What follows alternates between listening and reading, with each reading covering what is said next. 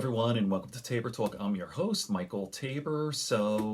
I wasn't going to do a video today. It's Saturday night, November 23rd, and I don't feel well. I have this horrible cold, and I just feel weak and shitty. And I was gonna take a day off, but I felt compelled to do one, and I'll tell you why. I'm listening to one of my favorite podcasts, The Very Bad Wizards. If you haven't heard them, check it out. It's Tamler Summers. He's a philosopher. He teaches out at the University of Houston. And David Pizarro, he's a social psychologist. He teaches at here in Cornell. And they're amazing. I've been listening to them since the beginning, since 2014, and they're great.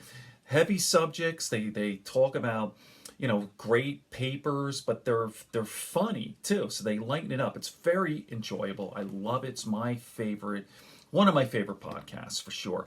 So anyway, I'm listening to this, and by the way, they break it up into two parts. The first part, it's usually like a 15-minute introduction, and then for the second part, it's like an hour or so, and they talk about something else. So the first part is on simulation theory. Are we living in a simulation? In fact, there's a big paper, or they talk about Robert Wright. I'm going to play it in a couple of minutes. But Robert Wright has a podcast, and his guests, they were talking about some paper, like they're trying to find out if we're living in a simulation. All right, so I couldn't believe this because I've been talking about this thing since, well, me personally, I started getting interested in this whole simulation hypothesis, the simulation argument, the simulation theory, in 2014 after I had an accident.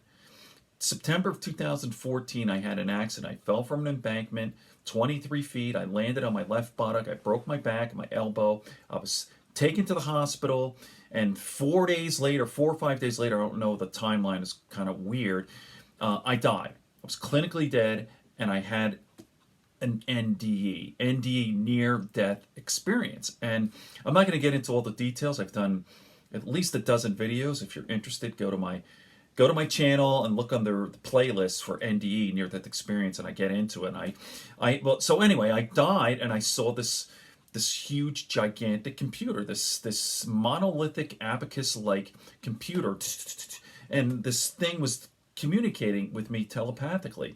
And I thought at the time, like, was this the God? Is this God? Like the Judeo-Christian God? I was raised a Catholic and all this. Go to my channel, and you could get into it a lot. But I had no idea. I wasn't thinking simulation theory. I wasn't even into that. It was like weird. So afterwards, when I got out of the hospital, I told my wife, and she said, "That sounds crazy. It sounds insane. You sound crazy." And like, "What is this?" And I go, "I don't know. Is it God?" And I got really deep, heavy into like reading the Bible and all this. And then I heard about this guy, Nick Bostrom, and his theory. By the way, here's the book.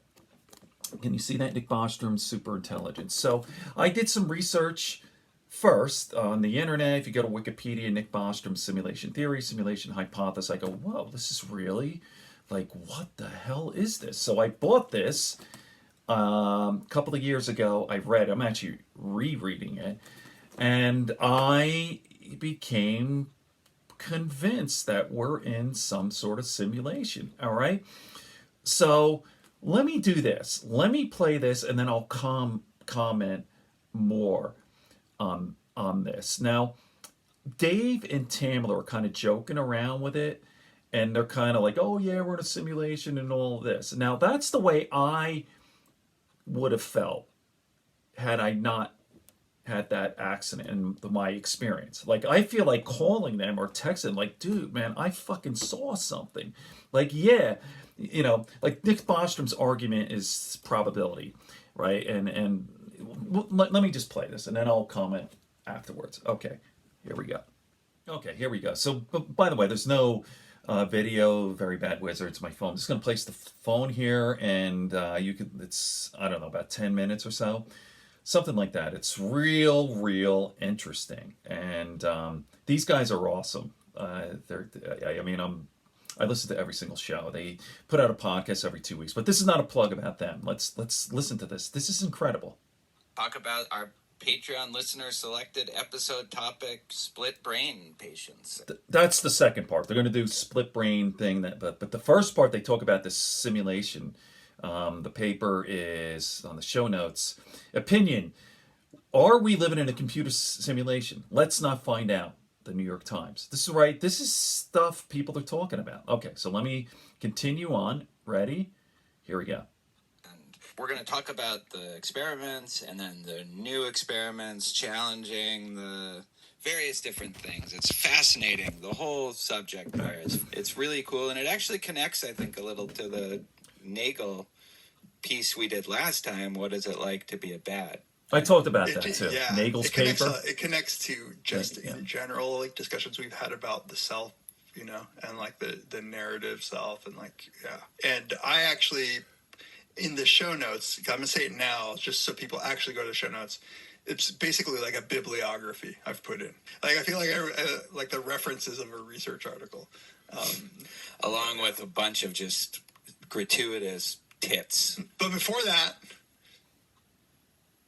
Yes, before that. I didn't realize that was a cue. We're like the left brain and the right brain. That's actually not a bad metaphor. We are one self.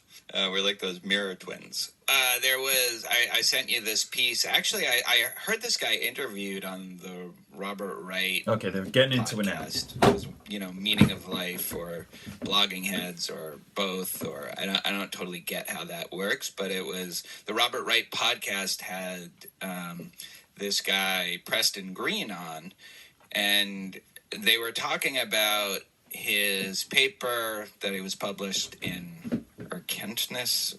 What's the journal?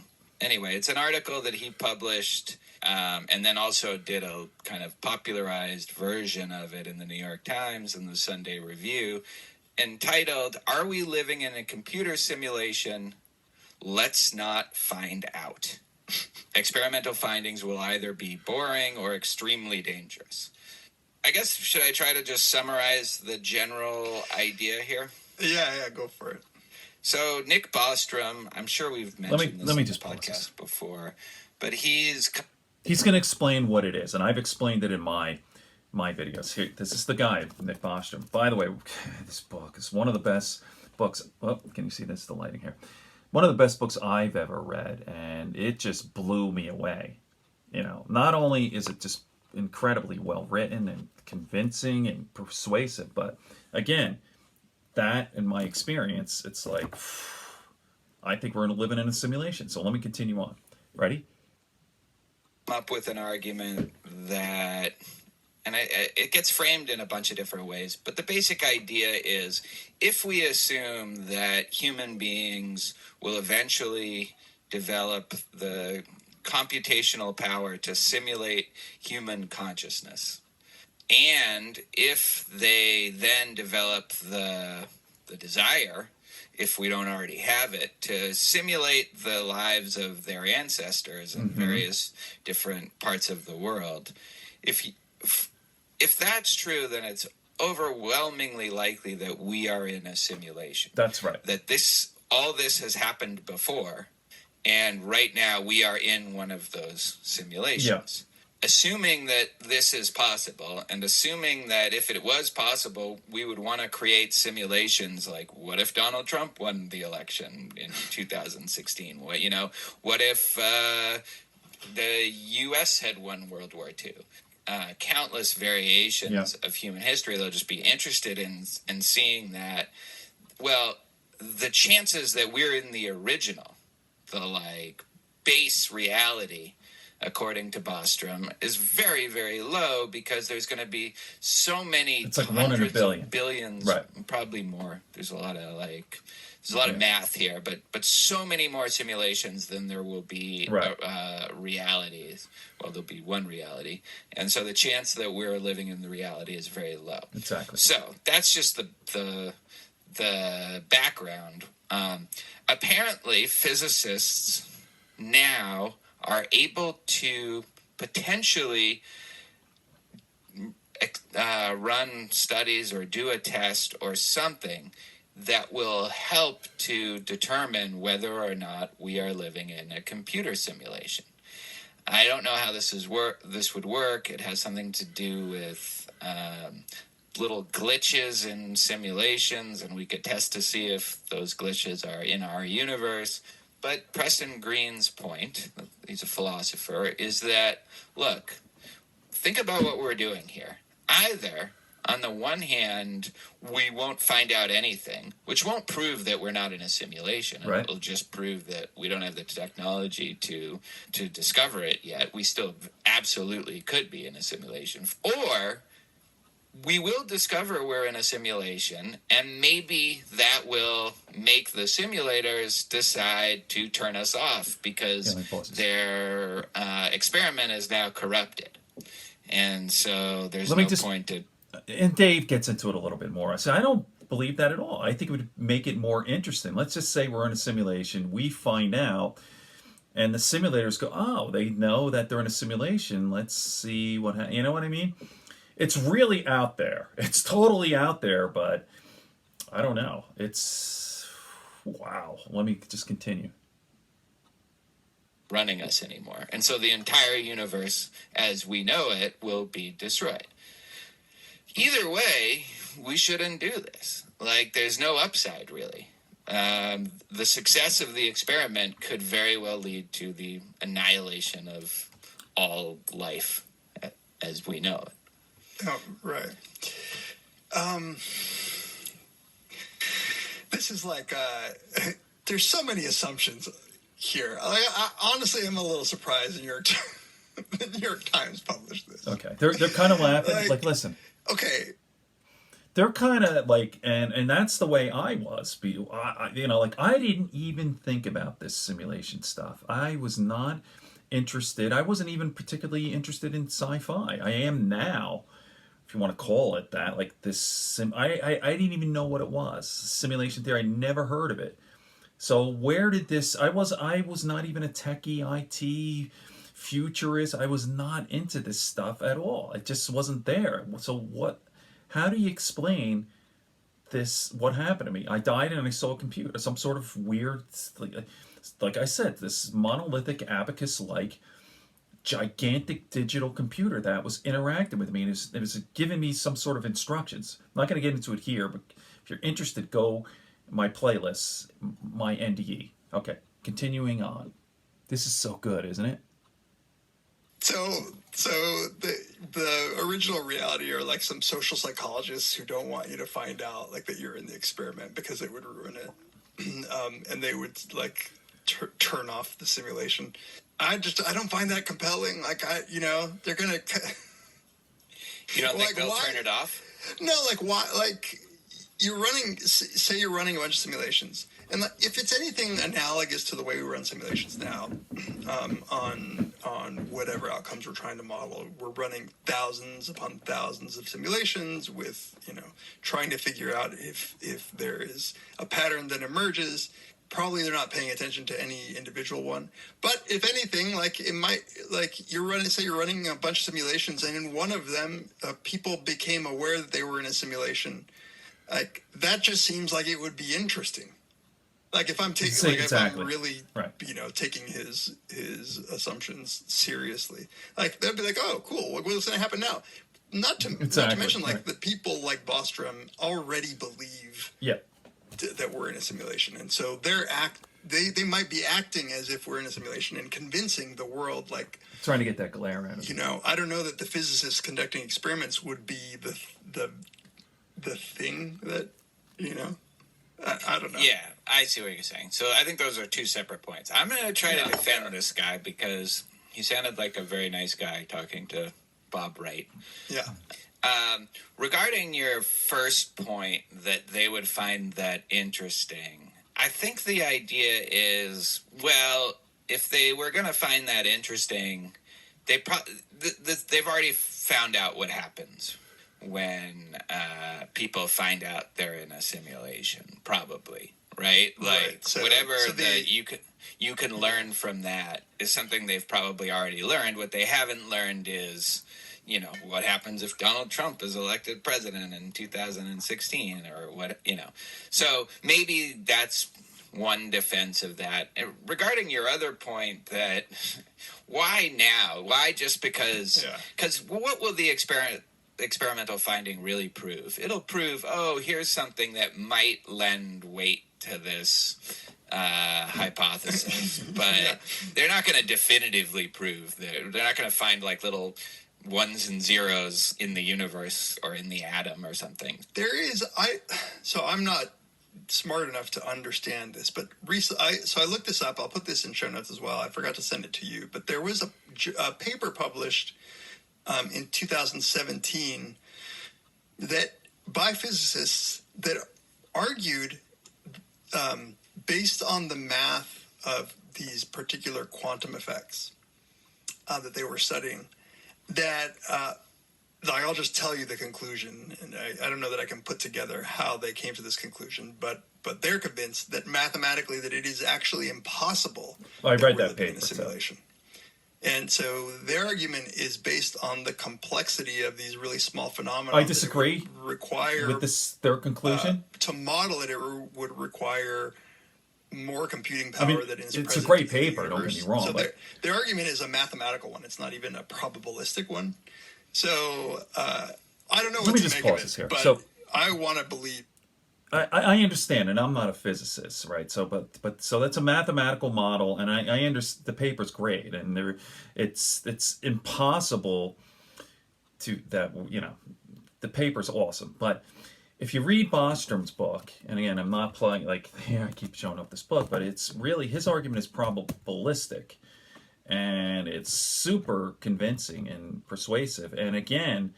If I did not have that NDE, I would be skeptical like they are. I would just all right, it's an interesting thought experiment, but give me a fucking break, But you add all this, and plus, I'm totally convinced. But let me continue on. This is so good. That they've proven mathematically that we're not. Wait a minute. Hold on. You're on record on this podcast as saying that you think this is an empty claim, that we are in a simulation. That it is not, that there's no content to the claim that we are living in a simulation. Yeah, that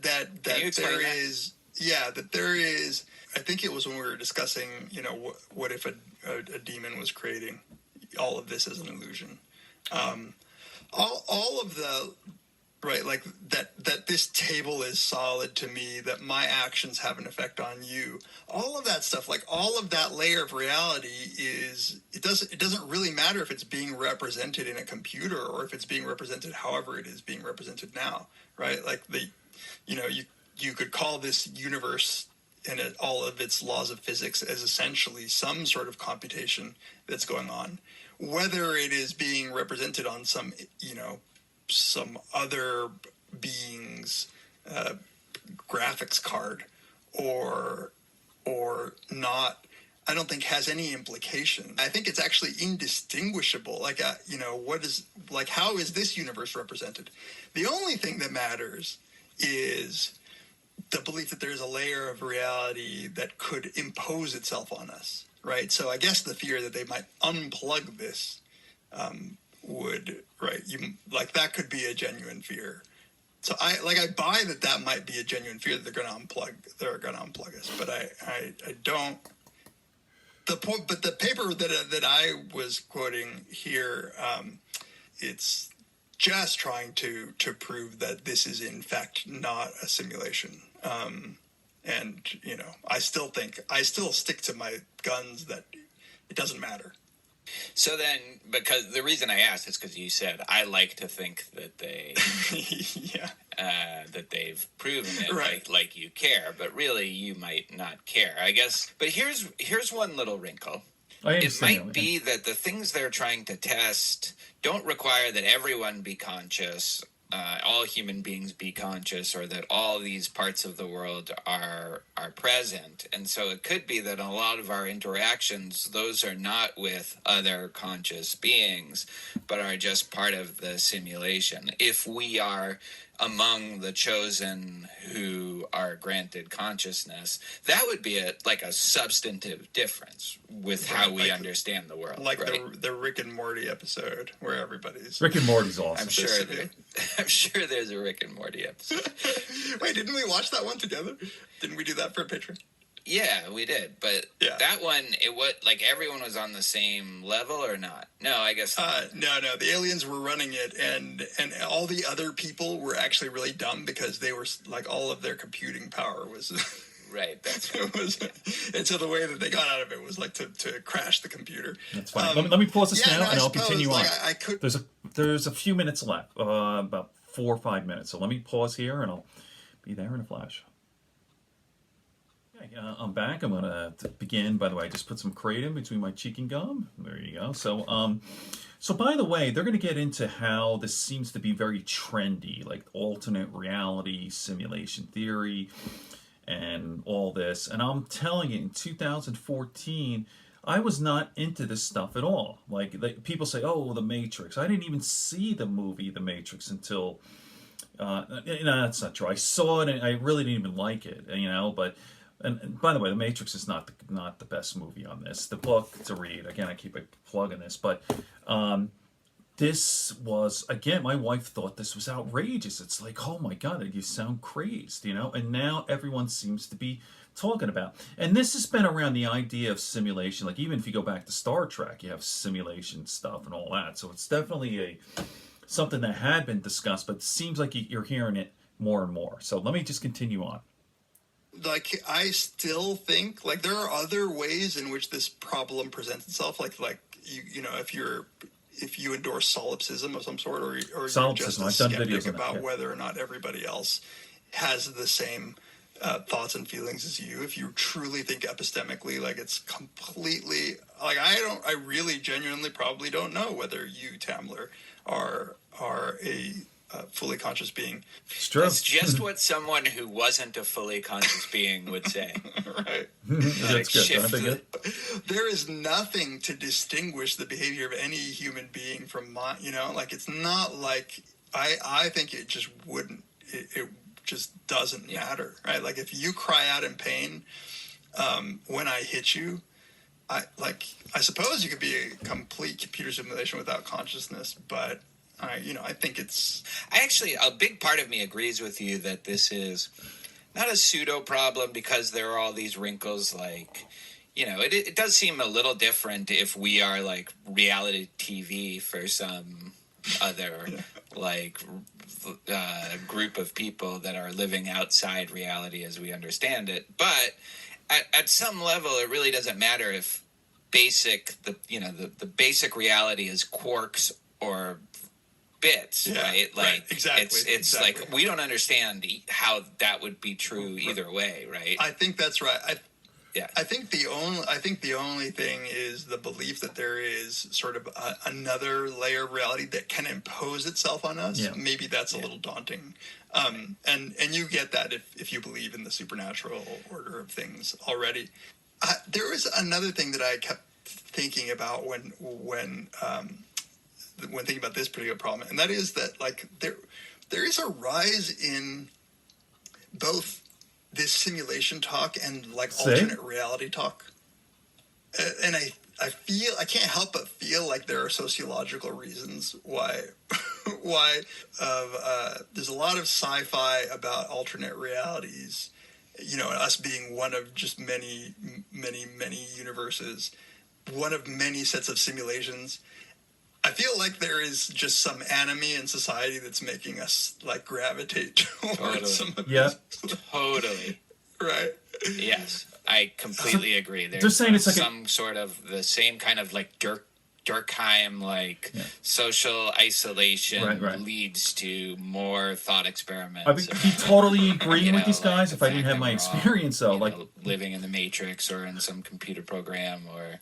I wonder if you could do some... I felt like I was the only one talking about this in 2014. Not demonstrating that scientifically, but, the circle do people some sort of analysis of those trends. Yeah. Like, I wonder, like, when Descartes comes up with his thought experiment, like, what are the conditions then? And what. Right. See, this is an old Yeah, no, thought experiment. that is Rene super Descartes, interesting. right? It's hard to know whether an idea What is real? gains The traction, ultimate skeptic. for I think, dumb therefore I reasons am. or for, I'll be for quiet. the deep reasons that we're proposing.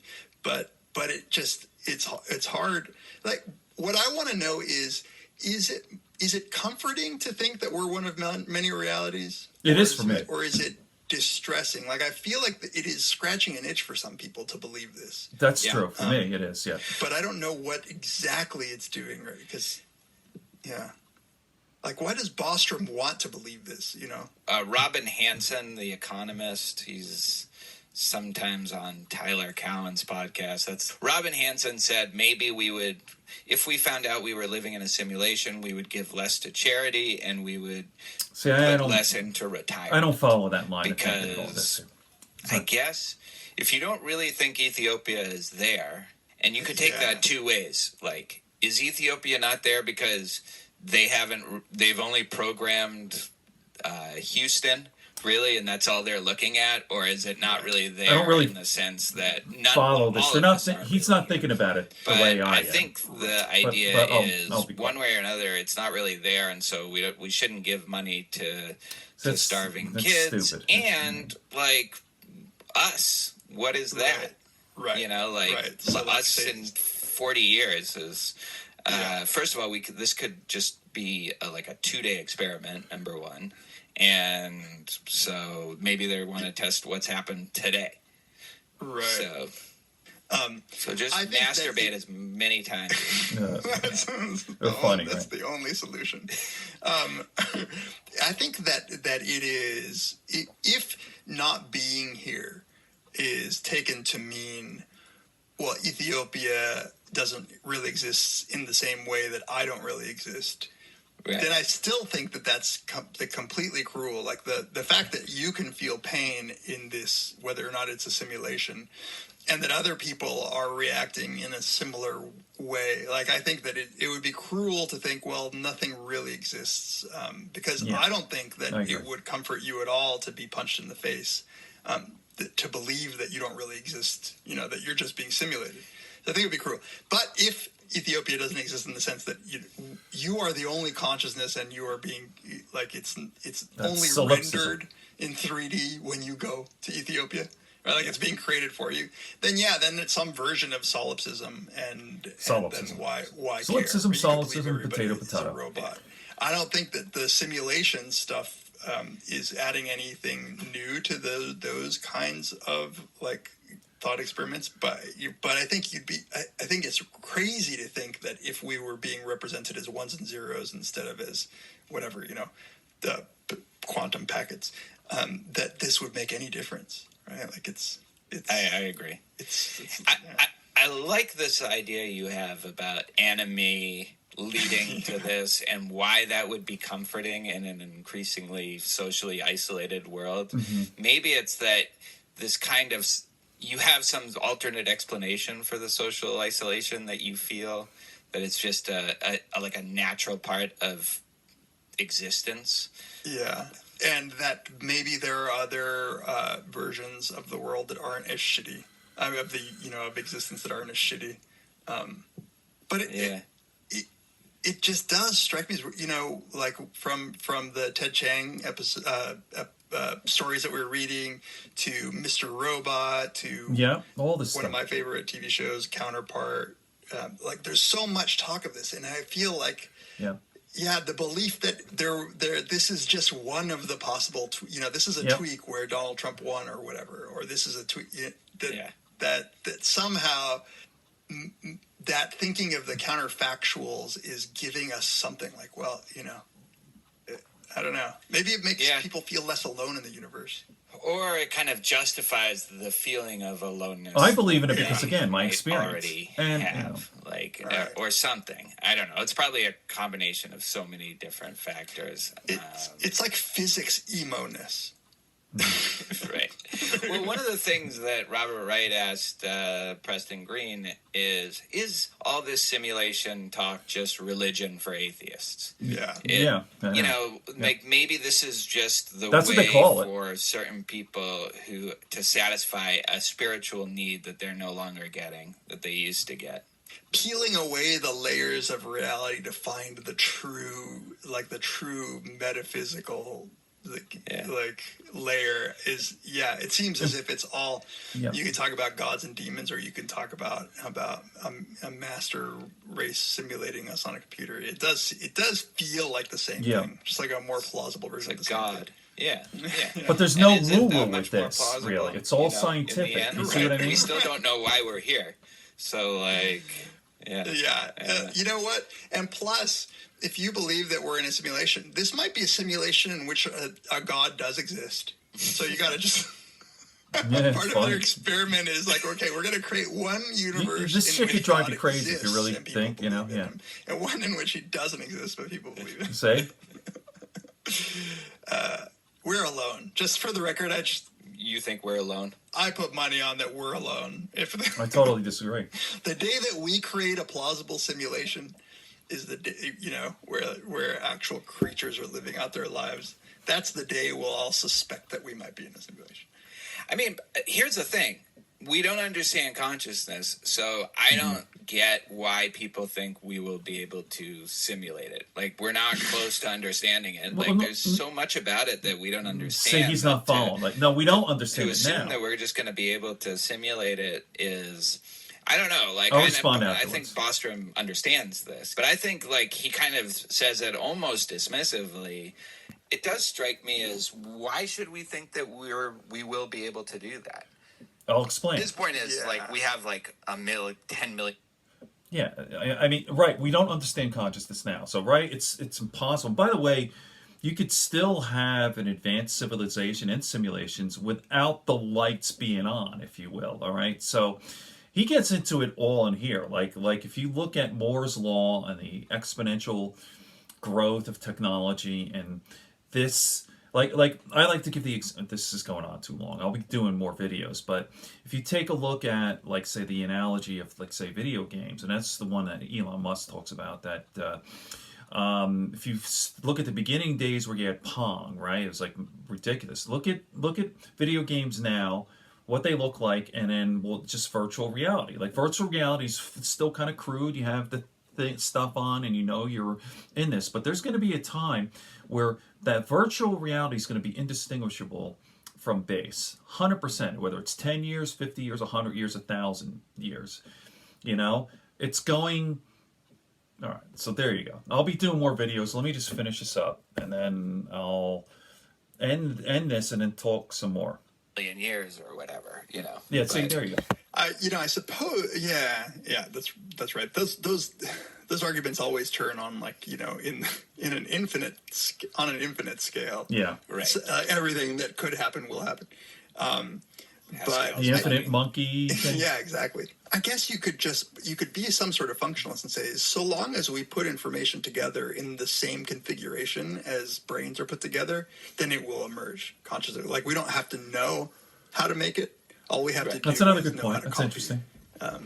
Whatever. But from my perspective, if I don't believe that functionalism is true or that can explain consciousness, then there's no reason for me to think that I am a simulation. My epistemic position.